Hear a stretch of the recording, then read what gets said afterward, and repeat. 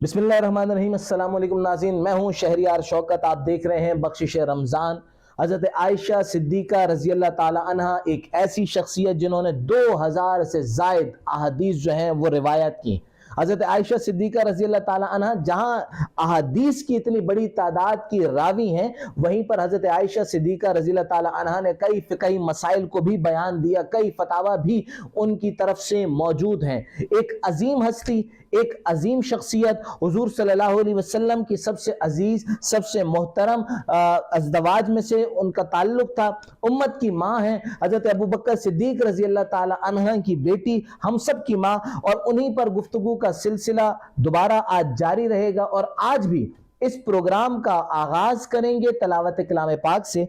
आज हमारे साथ एक नए हाफिज मौजूद हैं, कुरान इन्होंने हिफ्ज किया, नन्हे हाफिज हैं, हमारे नन्हे कारी हैं, लेकिन क्या ही खूबसूरत आवाज़ अल्लाह ताला ने इस कौम के बच्चों को दी है। और ये पाकिस्तान को एक बड़ा एजाज़ हासिल है कि बहुत बड़ी तादाद में सालाना हर साल यहाँ पर मदारिस से हुफ़ाज़ जो हैं वो पैदा होते हैं, क्रिएट होते हैं, निकलते हैं और जो दुनिया भर के अंदर अल्लाह के इस कलाम को लोगों तक पहुँचाते हैं। और बेशक तुम में से सबसे बेहतर वो शख्स है जो कुरान सीखे और दूसरों को सिखाए। हमारे साथ मौजूद हैं आज एक नन्हे कारी। बेटा, सबसे पहले तो अपना नाम बताइएगा। मोहम्मद बिन साजिद। ये भी बताइएगा कि आपने कितने अरसे में कुरान हिफ्ज किया? तकरीबन 1.5 साल में। आज की ट्रांसमिशन का आगाज आपने करना है तलावत कलाम पाक से। अपनी खूबसूरत आवाज में आज की ट्रांसमिशन का आगाज कीजिएगा। उसके बाद मौलाना हसन रबानी साहब हमारे साथ दूसरी नशिस्त में भी मौजूद हैं, उनसे मजीद गुफ्तगू करेंगे। औज़ु बिल्लाहि मिनश शैतानिर रजीम।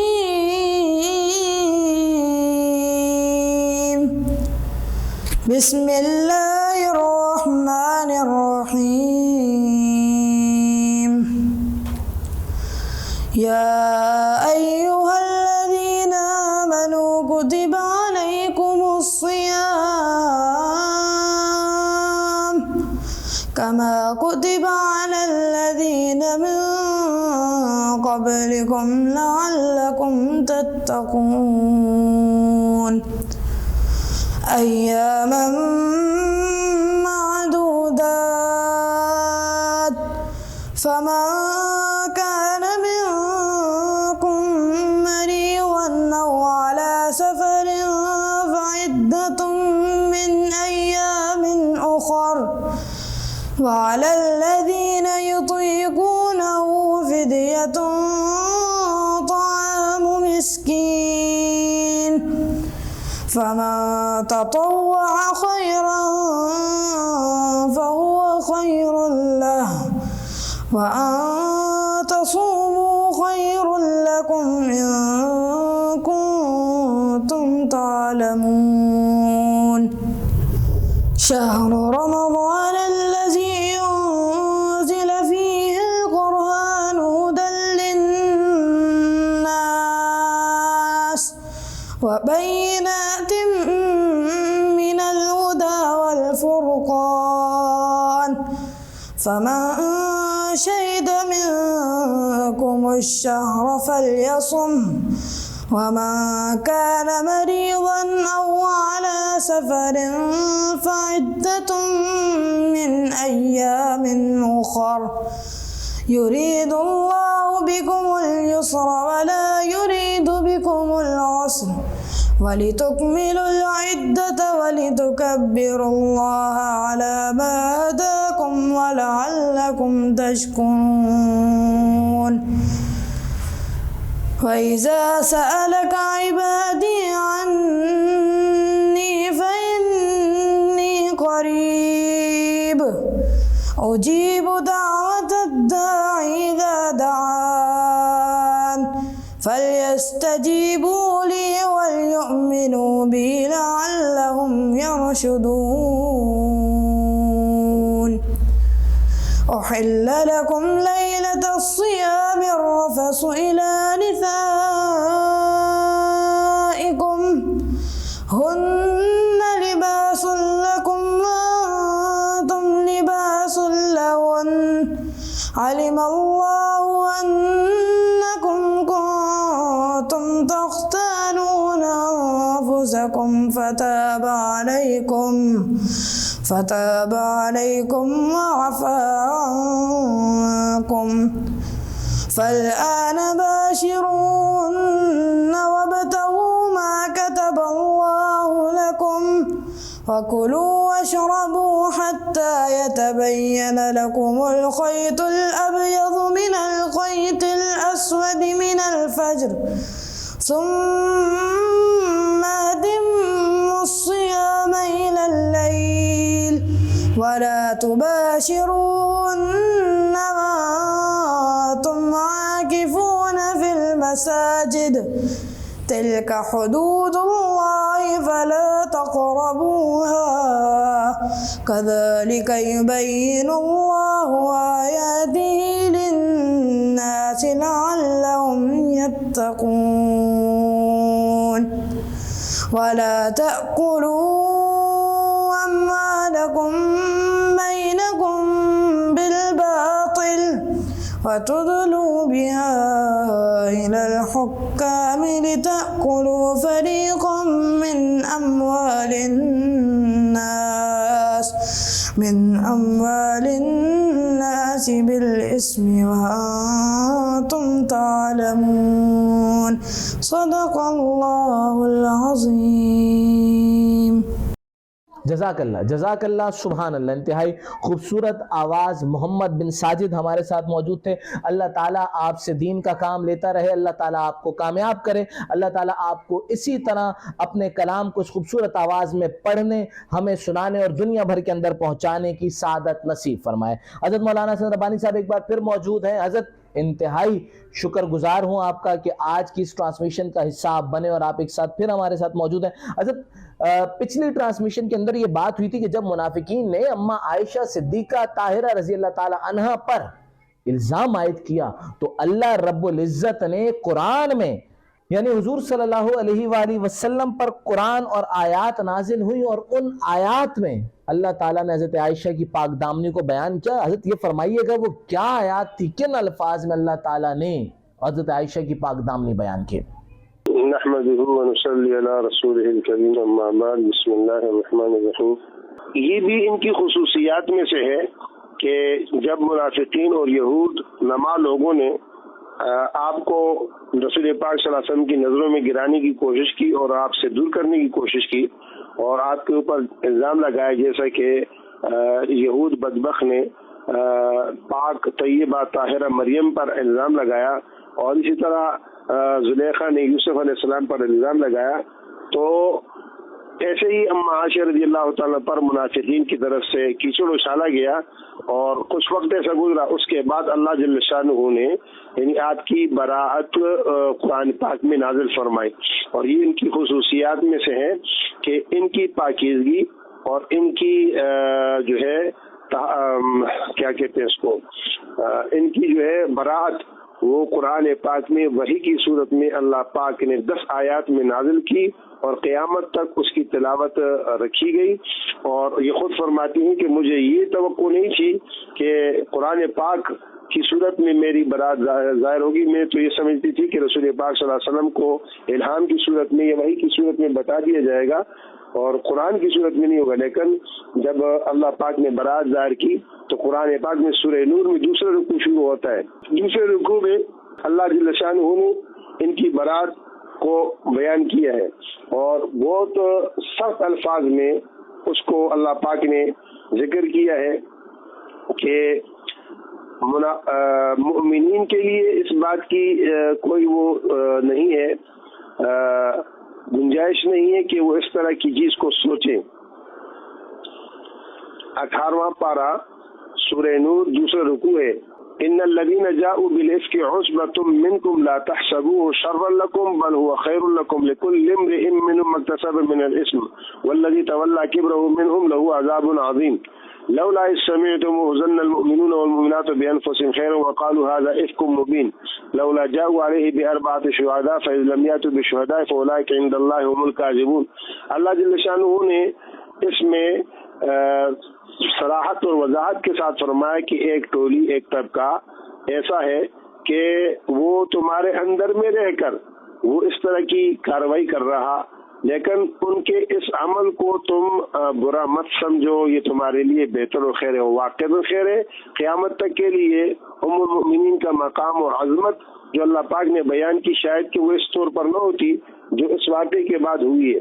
تو ہر آدمی کے لیے وہی ہے جو اس نے گناہ کے اعتبار سے کام کیا، اور یہ جو ہوا ہے یہ اللہ پاک فرماتے ہیں یہ بہت بڑی بات ہوئی ہے، معمولی بات نہیں ہے۔ اور تمہیں اگر تم نے یہ سن لیا تو تمہیں ایمان والوں مردوں اور عورتوں کے متعلق اچھا گمان کرنا چاہیے تھا، خیر کی بات کرنی چاہیے تھی، اور کہنا چاہیے تھا کہ یہ کھلا جھوٹ ہے۔ اور اگر یہ لوگ یہ بات کرتے ہیں تو ان کو 4 گواہ لانے چاہیے تھے، اگر گواہ نہیں لائے تو اللہ کے نزدیک ہی جھوٹے، اور اللہ کا فضل تم پر دنیا آخرت میں نہ ہوتا تو تمہیں بہت بڑا عذاب پکڑ لیتا۔ تم نے اپنی زبانوں سے ایسی بات کہی جس کا تمہیں علم نہیں تھا، اور تم نے اس کو ہلکا سمجھا، حالانکہ یہ اللہ کے نزدیک بہت بڑی بات تھی۔ اور تمہیں چاہیے تھا کہ جب تم اس کو سنتے تو تمہیں کہنا چاہیے تھا کہ اللہ پاک کی ذات پاک ہے، یہ بہت بڑا بہتان ہے۔ بہرحال یہ پورا رکوع ہے، اور اس کے آگے پیچھے بھی آیات ہیں اور دوسری جگہ پر بھی ہیں۔ اللہ پاک نے واضح کیا ہے کہ جو ان لوگوں کو گندا کہے جو پاک ہیں تو وہ خود گندے ہیں۔ اس میں ایک چیز شروع میں عرض کرنی تھی، وہ ذہن میں رکھی جائے کہ صحابہ کرام ہو گئے اور خصوصاً پھر ازواج مطہرات ہیں۔ ازواج مطہرات وہ ہستیاں ہیں کہ جو رسول پاک صلی اللہ علیہ وسلم کی پہچان ہیں، اور اگر ازواج مطہرات کا مقام پہچاننا ہے تو وہ رسول پاک صلی اللہ علیہ وسلم کی ذات کی حیثیت سے دیکھنا پڑے گا۔ آپ صلی اللہ علیہ وسلم کیسے تھے تو آپ کی ازواج مطہرات کیسی ہوں گی؟ اس کے لیے قرآن نے ایک موٹا سا اصول بیان کیے، اسی دوسرے رکوع کے اختتام پر ہے۔ اللہ جل شانہ فرماتے ہیں الخبیثات للخبیثین والخبیثون للخبیثات والطیبات للطیبین والطیبون للطیبات اولئک مبرؤون مما یقولون لهم مغفرۃ ورزق کریم۔ اس پر یہ اس چیز کو ختم کیا گیا جو برات ظاہر ہوئی ہے کہ خبیث لوگ، خبیث مرد خبیث عورتوں کے لیے، اور خبیث عورتیں خبیث مردوں کے لیے، پاک مرد پاک عورتوں کے لیے، پاک عورتیں پاک مردوں کے لیے۔ اولئک مبرؤون مما یقولون، یہ جنہوں نے ان پر تہمت اور الزام لگائے اس سے وہ بری ہیں، ان لوگوں کے اس کہنے کے اعتبار سے جو انہوں نے کہا ہے یہ اس سے بری ہیں، ان کے لیے مغفرت ہے اور رزق کریم ہے۔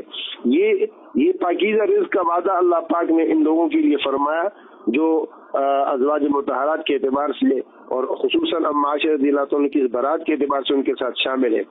تو ان آیات میں اللہ پاک نے بالکل واضح کیا، اور آپ کی شان اور عظمت کو اللہ پاک نے بیان کیا۔ حضرت آخری سوال آپ سے کروں گا اس سلسلے میں، یہ فرمائیے گا کہ قرآن کی آیات ہیں، حضرت ایک رکوع ہے، تو اگر کوئی اماں عائشہ کی عظمت، اماں عائشہ کی فضیلت، اماں عائشہ کی عقیدت، حضرت اماں عائشہ کے مقام کا منکر ہو تو کیا وہ ان آیات کا منکر نہیں ہوگا؟ وہ تو سیدھی سی بات ہے، وہ صرف ان آیات کا نہیں، وہ تو پورے قرآن کا ہی منکر ہے، وہ تو پورے قرآن کا منکر ہے۔ اور قرآن کی کسی ایک آیت کا بھی اگر کوئی انکار کرتا ہے، قرآن کی کسی ایک آیت کا بھی اگر کوئی انکار کرتا ہے، کسی ایک سورت کا انکار کرتا ہے، کسی ایک جز کا انکار کرتا ہے تو وہ دائرہ اسلام سے خارج ہو جاتا ہے۔ لا الہ الا اللہ محمد رسول اللہ 2 جز ہے، اگر اس میں ایک کو مانتے ایک کو نہیں مانتے تو کافر ہے۔ یہود بھی بعض احکامات کو مانتے تھے، بعض کو نہیں مانتے تھے۔ اسی طرح کچھ کہیں کہ بھائی ہم یہ مانتے یہ نہیں مانتے، تو قرآن تو سارا کا سارا اللہ کا کلام ہے، اس کی ایک بھی اگر حرف کا کوئی انکار کرتا ہے کہ یہ قرآن نہیں ہے تو نعوذ باللہ ثم نعوذ باللہ، اللہ پاک ہم سب کو بچائے، اللہ ہماری حفاظت کرے، تو وہ دائرہ اسلام سے خارج ہو تو اس کے اسلام سے کوئی تعلق نہیں ہے۔ اماں عائشہ خود فرماتی ہیں کہ مجھے یہ توقع نہیں تھی کہ قرآن کی صورت میں میری برات جو ہے، میری جو پاک دامنی ہے وہ اللہ تعالیٰ ثابت کریں گے، اللہ تعالیٰ سب کو آخرت تک بتائیں گے۔ حضرت بہت شکریہ، آج کی اس ٹرانسمیشن کے اختتام بھی ایک خوبصورت کلام سے کریں گے۔ کلام آپ کی سماعتوں کے نظر ہے۔ مجھے اور میری پوری ٹیم کو اگلی ٹرانسمیشن تک کے لیے اجازت دیجیے۔ اللہ نگہبان۔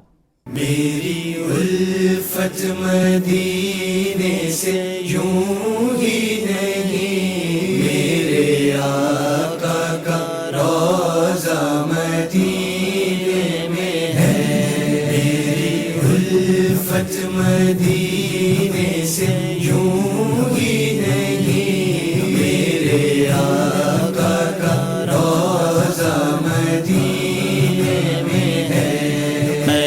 مدینے کی جانب نہ کیسے کھینچوں، میرا دین اور دنیا مدینے میں ہے، میری الفت مدینے سے یوں ہی نہیں، میرے آقا کا روضہ مدینے میں ہے، میری الفت مدینے سے یوں ہی نہیں، میرے آقا کا روضہ مدینے میں ہے، عرش اعظم سے جس کی بڑی شان ہے، روضہ مصطفیٰ جس کی پہچان ہے، روضہ